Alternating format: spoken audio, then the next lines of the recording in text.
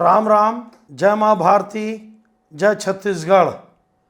आप सभी का मेरे YouTube चैनल सत्य साक्षात्कार में हार्दिक अभिनंदन एवं स्वागत है। छत्तीसगढ़ की भारतीय जनता पार्टी के संगठन में व्यापक एवं आश्चर्यजनक फैसले लिए जा रहे हैं। आप सबको पता है कि भारतीय जनता पार्टी छत्तीसगढ़ संगठन में सबसे बड़ा अगर कोई संगठन है, संगठन के अगर संगठन या कोई सर्वोच्च संस्था, पार्टी के संगठन में सर्वोच्च संस्था है, वो है कोर ग्रुप। कोर ग्रुप से पुन्नूलाल मोहले जी, बृजमोहन अग्रवाल जी, डॉक्टर रमन सिंह जी, ये सब हटा दिए गए और उनके बदले श्री ओपी चौधरी जी, श्री विजय शर्मा जी, अमर अग्रवाल जी, इन लोगों को इसमें शामिल किया गया है। और बस्तर से शायद विक्रम उसेंडी जी हटा दिए गए और लता उसेंडी जी कोर ग्रुप में शामिल हो गई। हो सकता है कि इसके बहुत सारे कारण निकलते हों, लेकिन आज हम विश्लेषण करते हैं कि बृजमोहन अग्रवाल जी का लगातार ये जन चर्चा है भाजपा के कार्यकर्ताओं में, छत्तीसगढ़ के राजनीति करने वालों में, चाहे वो पक्ष हो या विपक्ष, कि बृजमोहन अग्रवाल जी को भारतीय जनता पार्टी लगातार हाशिए में डालते जा रही है और उनके कद और काठी को या उनके राजनीतिक भविष्य को खत्म करने की भारतीय जनता पार्टी तैयारी कर रही है। कैसे? पहले मंत्री पद से हटाए, फिर दिल्ली लोकसभा का टिकट देकर छत्तीसगढ़ की राजनीति से बाहर किए, उसके बाद जूरी का जो विवाद था उसमें सरकार ने बृजमोहन जी के चाहते हुए भी उनके खिलाफ कड़ा एक्शन लिया, उनके फैसले के विरोध में एक्शन लिया और उसके बाद लोकसभा चुनाव जीतने के बाद केंद्र में मंत्री भी नहीं बनाए गए, बल्कि एक बहुत ही जूनियर राजनीति में तोखन साहू को छत्तीसगढ़ से मंत्री बना दिया गया। और अब सर्वोच्च संस्था छत्तीसगढ़ संगठन की कोर ग्रुप से बृजमोहन जी को बाहर कर दिया गया। जबकि और बाहर हो समझ में आता है, लेकिन बृजमोहन जी का कोर ग्रुप से बाहर हो जाना ये स्पष्ट लोगों को ये संदेश देता है कि अब बृजमोहन जी अपने शायद राजनीतिक जीवन की अंतिम पारी खेल रहे हैं, क्योंकि 1990 से लगातार चुनाव विधानसभा जीतने वाले और लोकसभा चुनाव जीतने वाले बृजमोहन जी को हाशिए में डालने की हिम्मत या कोशिश या फैसला भारतीय जनता पार्टी 2023 के पहले कभी नहीं कर पाई थी, कभी नहीं, क्योंकि लगातार चुनाव जीतना और वो भी राजधानी में रहकर राजनीति करना ये एक बहुत बड़ा कारण था और संसाधन तो खैर है ही है। तो क्या अब बृजमोहन जी भविष्य की राजनीति में रमेश बैस साबित होंगे? मैंने बताया था, देख लेना आप। रमेश बैस जी को जब राज्यपाल बनाया गया तो लोग बड़े खुश हुए, बड़ा पद मिल गया। उस समय भी मैं कटाक्ष किया था, अरे भैया राज्यपाल का जो पद है ना, वो सिर्फ जाओ आराम करो, सो मस्त बड़े बंगले में खाओ पियो और रहो, बस, उसके अलावा कुछ नहीं। जिसकी राजनीतिक रूप से जिसका खत्म करना है उसको राज्यपाल बना दो।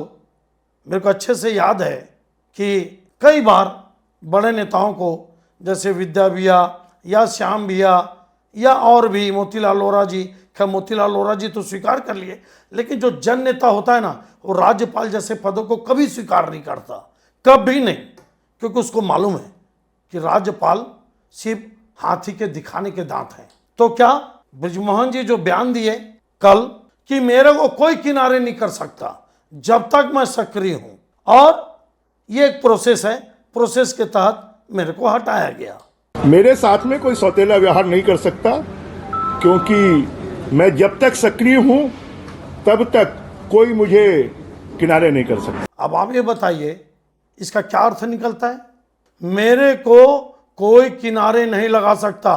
बृजमोहन जी आपको भाजपा किनारे लगा दी, भले लोग ओपी चौधरी, विजय शर्मा और अरुण साहू जी के ऊपर ये ठिकरा फोड़ने की कोशिश करें कि इन तीनों मिलकर बृजमोहन जी को साइडलाइन कर छत्तीसगढ़ की राजनीति में खत्म करना चाहते हैं, लेकिन फैसला तो भाजपा संगठन का है। तो भाजपा संगठन अगर आपको किनारे लगा देगी तो आप क्या कर लोगे? आप में है हिम्मत बगावत करने का? क्या आप विचारधारा और देशभक्ति के पथ पर चलते हुए क्या आप एक नया संगठन खड़ा कर सकते हो? क्या वो क्षमता है? क्या वो हिम्मत है? क्या आप मोदी जी और अमित शाह से बिना डरे कि मेरे को जेल नहीं भेज देंगे? अरे तो जेल तब भेजेंगे जब कोई गलत करता है। जो गलत नहीं करता उसको कोई जेल नहीं भेज सकता। अगर भेज भी देगा तो अदालत है, अदालत से न्याय मिलता है। देश में कई नेता हैं जो मोदी और अमित शाह जी से खुला लड़ाई लड़ रहे हैं और सत्ता में भी हैं और नेता भी हैं। तो अगर आपको भारतीय जनता पार्टी का संगठन आपको किनारे लगा दिया तो आप क्या करोगे बृजमोहन जी?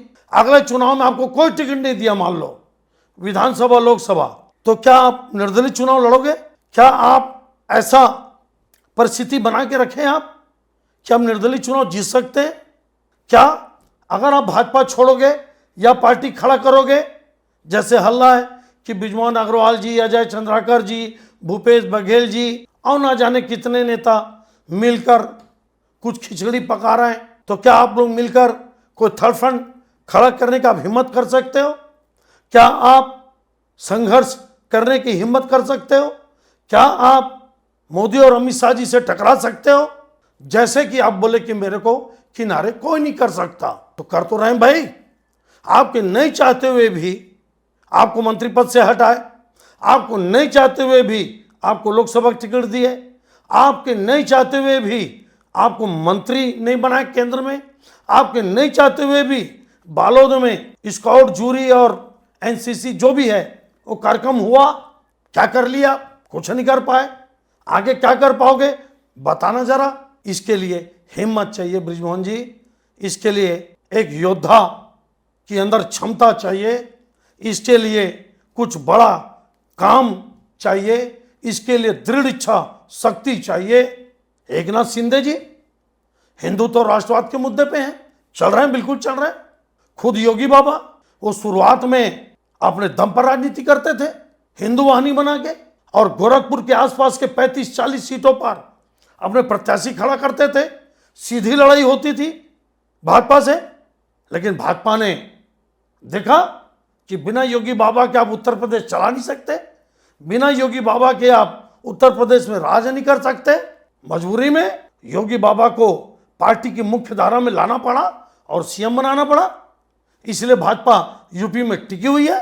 और फिर हेमंत बिस्वा शर्मा जी सिर्फ असम के सीएम नहीं, वो तो असम गण परिषद, कांग्रेस के नेता, बड़े नेता, अगर उनके में क्षमता थी, अगर नहीं थी तभी तो उनको सीएम बनाए कांग्रेस पार्टी से।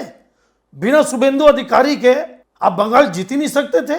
दम था शुभेंदु अधिकारी में, इसलिए उन्होंने बता दिया कि मैं भाजपा के पुराने नेता, मेरे सामने कुछ नहीं है। 55-60 सीटों पर शुभेंदु अधिकारी जी का पावरफुल प्रभाव है। और उसके बाद भारतीय जनता पार्टी आगे बढ़ी, 11 और 16 में 0 और 3 सीट। उसके बाद देख लो आप शुभेंदु जी के आने के बाद, और फिर किसी दिलीप घोष हो, सुकांत मजूमदार हो, पुराने तपन सिकदर जी स्वर्गीय हो, रूपा गांगुली जी हो, कई सारे बड़े नेता थे। 5,000, 10,000, 20,000 में निपट जाते थे। हालांकि स्वर्गीय तपन सिकदर जी जीते, मंत्री बने, सांसद बने, लेकिन भारतीय जनता पार्टी कभी 5-6% ऊपर वोट नहीं पाई।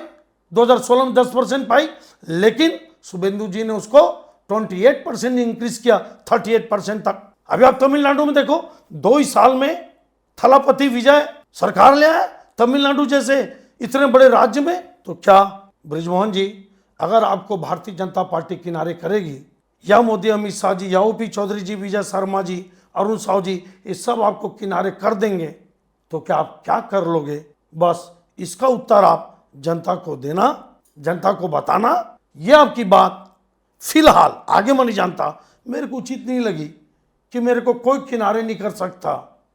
आपको 5-7 बड़े नेता और पार्टी के जिम्मेदार लोग आपको किनारे कर दिए हैं, इसको आपको मानना पड़ेगा। अब आप जनता, छत्तीसगढ़ की जनता को बताइए कि आपके में कितना राजनीतिक इच्छा शक्ति है और आप क्या कर सकते हो। ये विश्लेषण, ये आकलन आपको कैसा लगा आप जरूर बताना, क्योंकि बोलना तो पड़ेगा। बिना बोले छत्तीसगढ़ की राजनीति चलेगी नहीं। कमेंट्स करके बताइए और अच्छा लगने पर मेरे सच से साक्षात्कार यूट्यूब चैनल को जरूर सब्सक्राइब करिए, लाइक शेयर फॉरवर्ड करते रहिए। धन्यवाद। जय हिंद, जय छत्तीसगढ़।